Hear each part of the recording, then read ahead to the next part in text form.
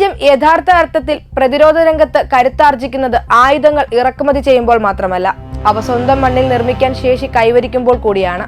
വർഷങ്ങളായി വിദേശ രാജ്യങ്ങളെ ആശ്രയിച്ചിരുന്ന ഇന്ത്യ ഇന്ന് ആ ചിന്താഗതിയെ പൂർണ്ണമായി തിരുത്തി കുറിക്കുകയാണ്.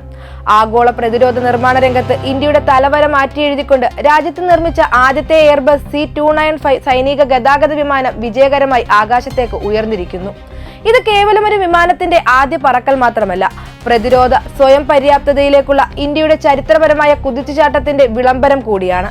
ഗുജറാത്തിലെ വഡോദരയിലുള്ള അത്യാധുനിക ഫൈനൽ അസംബ്ലി ലൈൻ സൗകര്യത്തിൽ നിന്നാണ് ഈ വമ്പൻ വിമാനം ആകാശത്തേക്ക് കുതിച്ചുയർന്നത്.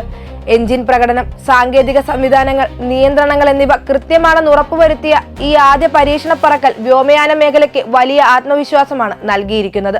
ഇന്ത്യൻ വ്യോമസേനയ്ക്കായി 21,935 കോടി രൂപയുടെ ചിലവിൽ നിർമ്മിക്കുന്ന 56 വിമാനങ്ങളുടെ പദ്ധതിയുടെ ഭാഗമാണിത്.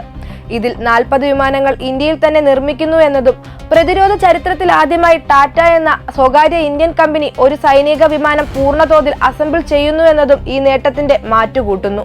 മേക്ക് ഇൻ ഇന്ത്യ പദ്ധതിയുടെ ഏറ്റവും മികച്ച ഉദാഹരണമായ ഈ പ്രോഗ്രാം രാജ്യത്തുടനീളമുള്ള 30-ലധികം കമ്പനികൾക്കും 100 കണക്കിന് ചെറുകിട ഇടത്തരം സംരംഭങ്ങൾക്കും പുതിയ വാതിലുകളാണ് തുറന്നു നൽകുന്നത്. വിമാനത്തിനാവശ്യമായ 13,000-ലധികം ഘടകങ്ങൾ ഇന്ത്യയിൽ തന്നെയാണ് നിർമ്മിക്കപ്പെടുന്നത്.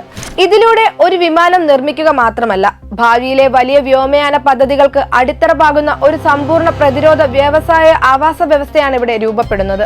9 ടൺ വരെ ചരക്ക് വഹിക്കാൻ ശേഷിയുള്ള C-295 ദുർഘടമായ അതിർത്തി മേഖലകളിലും ചെറിയ റൺവേകളിൽ പോലും സുരക്ഷിതമായി ഇറങ്ങാൻ സാധിക്കുന്ന ഒരു ബഹുമുഖ പ്രതിഭയാണ്.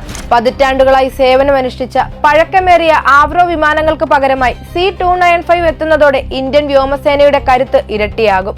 അതിർത്തികളിലെ സൈനിക നീക്കങ്ങൾ വേഗത്തിലാക്കുവാനും അടിയന്തര സാഹചര്യങ്ങളെ നേരിടുവാനും ഇത് വലിയ സഹായമാകും.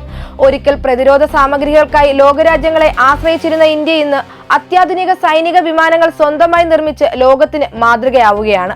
വഡോദരയിൽ നിന്നുയരുന്ന ഈ വിമാനം കേവലം ഒരു സാങ്കേതിക നേട്ടം മാത്രമല്ല, മറിച്ച് ആഗോളതലത്തിൽ പ്രതിരോധ ഉൽപാദന കേന്ദ്രമായി മാറാൻ പോകുന്ന സ്വയം പര്യാപ്തവും ശക്തവുമായ ഒരു നവഭാരതത്തിന്റെ പ്രതീകമാണ്.